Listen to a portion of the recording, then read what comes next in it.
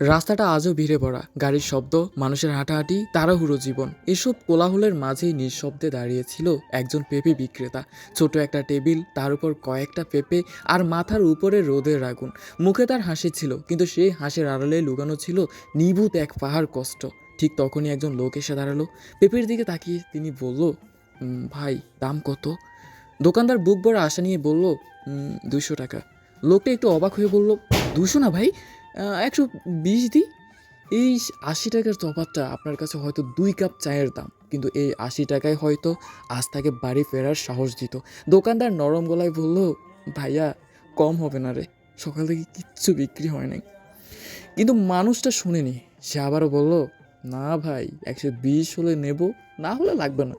এই কথাটুকু শুনে দোকানদারের মুখের হাসিটা ধীরে ধীরে ঝরে পড়ল।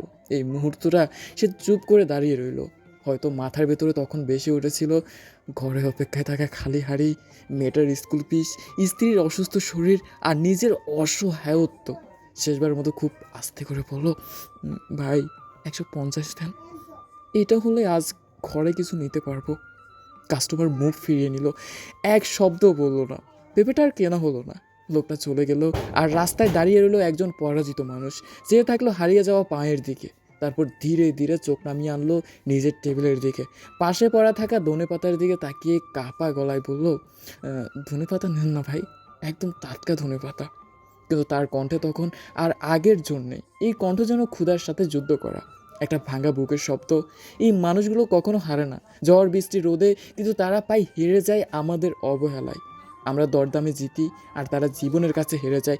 আজকের এই ভিডিওটা শুধু একটা পেঁপে বিক্রি হওয়ার গল্প না, এটা একটা পরিবারের না খেয়ে থাকার গল্প।